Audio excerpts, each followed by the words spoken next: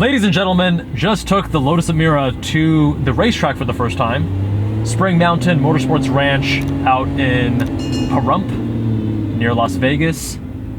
And honestly, kind of mixed feelings about the Emira. Some good and some bad.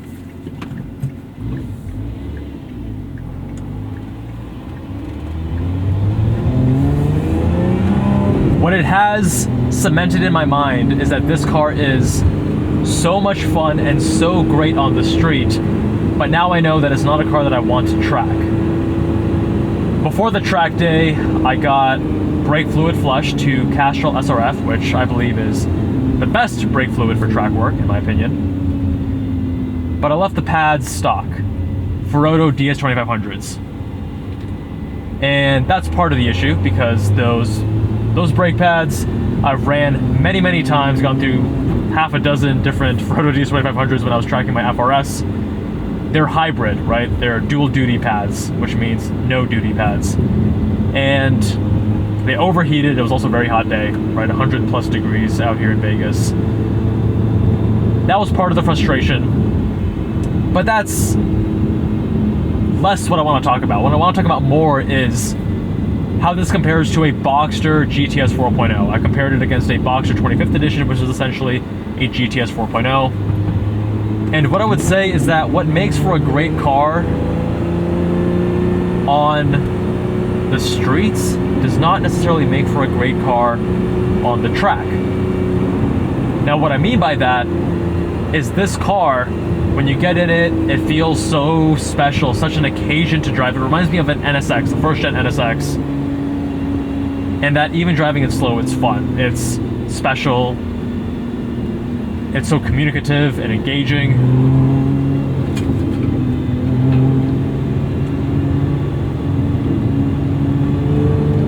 Yep, pushing right there. And then you can get the tail to come out with throttle on corner exit. So that right there, how it's so playful, even on Cup 2s, is what makes it not great on track. This transmission is quirky, right? It's fine on the street. You gotta be patient. You have to be both delicate and yet manhandle it at the same time. But that's frustrating on track. I had so many issues getting into third gear on track. But with the Cayman and with most other cars, don't have any issues with the manual transmission. So you have to think about your use case when you're deciding between these vehicles. I want a weekend sports car. I want a car like the Emira, or what the Emira excels at, which is on street.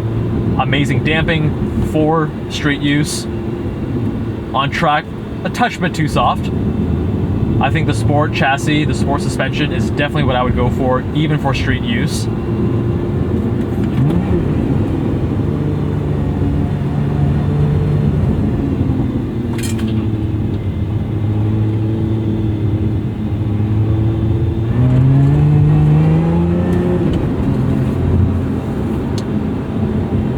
But the Boxster is kind of the opposite.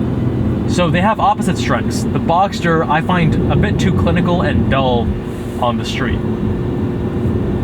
It doesn't feel special. It feels much more like a normal car, whereas the Emira feels like an occasion. But when you take it on track, the lower center of gravity, the 45-55 weight distribution, it feels so much more planted, so much more confidence inspiring, and you can ramp up to pushing it 9/10 on lap 1, just like that. Because it communicates with you in a way, and it gives you that confidence in a way that you want to push it, whereas this, with 39-61 front to rear, is far less confidence inspiring. But what I'm seeing in comments on more and more of my Lotus Emira videos are these highly polarized comments, and it's by the way, I love it, keep it coming. The haters and the trolls are helping with the engagement, so I'm all about it. But it's so fascinating. I think why a lot of these Porsche owners are calling this some Chinese cheap junk or whatever is because, let's be real, this car is drop dead gorgeous. It is probably the best looking car under $200,000 or even $250,000. And Porsches just, I mean, they're classic Some of them are timeless. I don't think the 992 GT3 is with the front end. I think the 991.2 is my personal favorite. But anyways, Porsches obviously aren't as beautiful as this car. I think maybe that's part of it. I think because this thing has unique advantages over the Porsches, namely that it is far more communicative with its hydraulic steering. The chassis itself is also incredibly communicative when you're pushing it. I think people feel challenged and they want to just double down on their purchase. But both are great options. I wouldn't fault anyone for going either way. But again, it comes down to your use case. And my girlfriend, she rode along with me her first time on track, and I was voicing my feelings about the car. And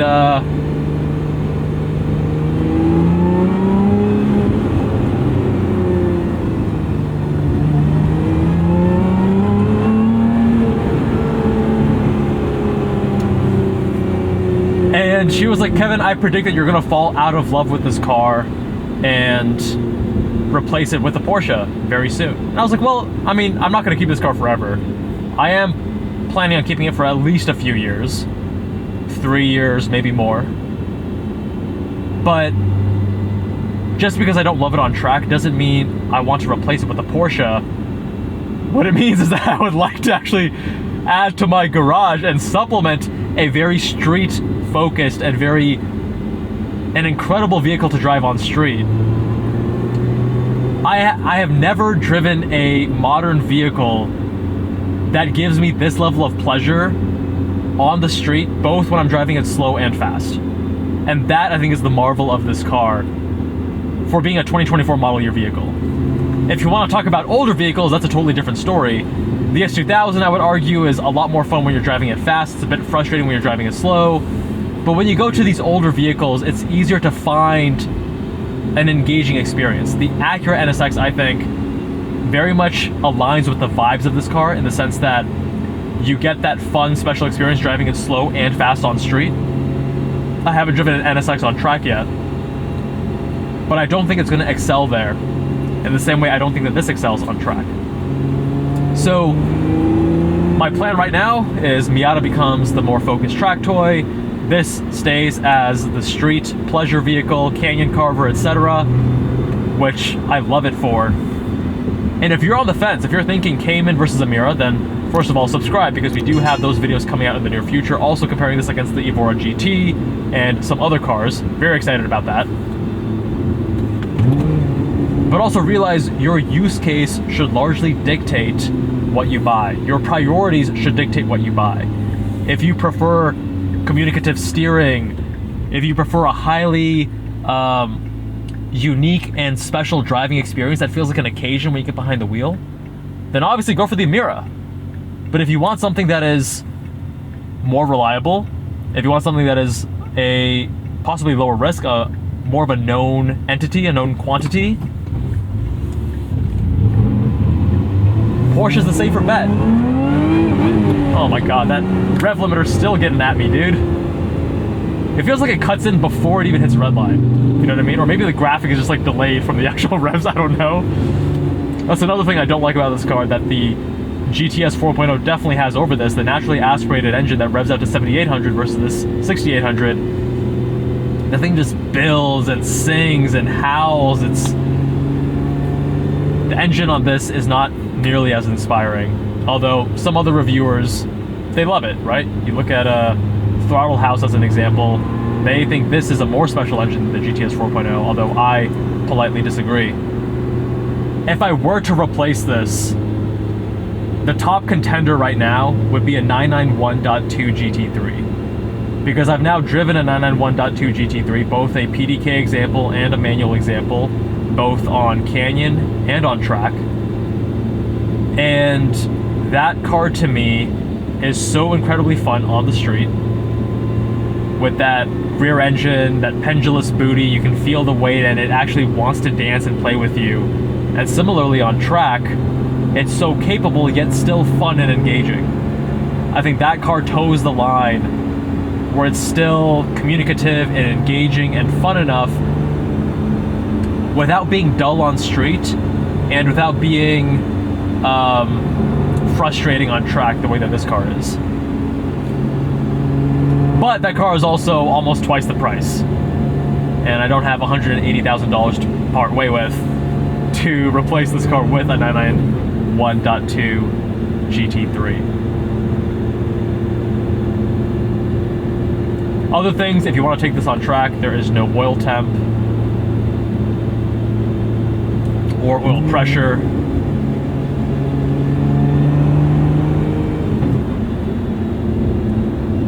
The manual transmission, again, is going to be frustrating when you're pushing it at speed. For most cars, you're going to want to replace the brake pads when you do track work anyway. I wasn't pushing the Ferodos very hard, so I'm not going to hold that against this car. I actually think it's kind of cool that the car comes with Ferodo DS2500 stock, because that shows that it's true enthusiasts making this car and who they have in mind for the vehicle, right? You want a more aggressive compound, or more aggressive than a regular street compound, I should say.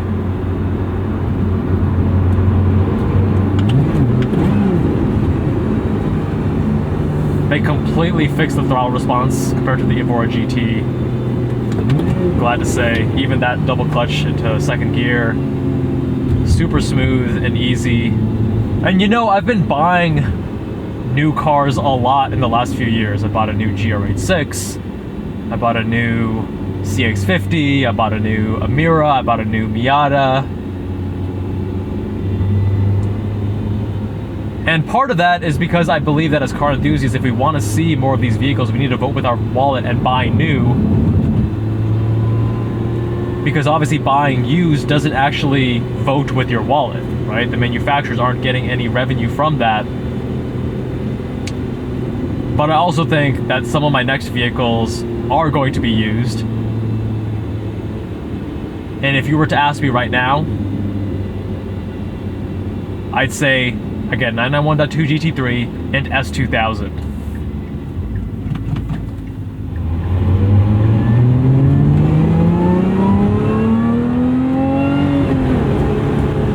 Anyway, my friends, let me know what you think of the Lotus Emira.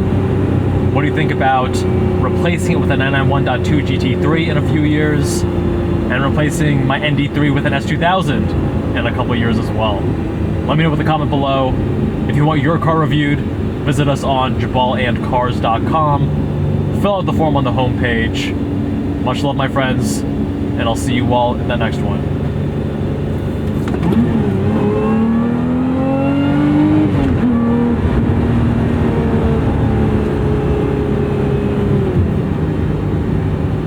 Dude, I love this car.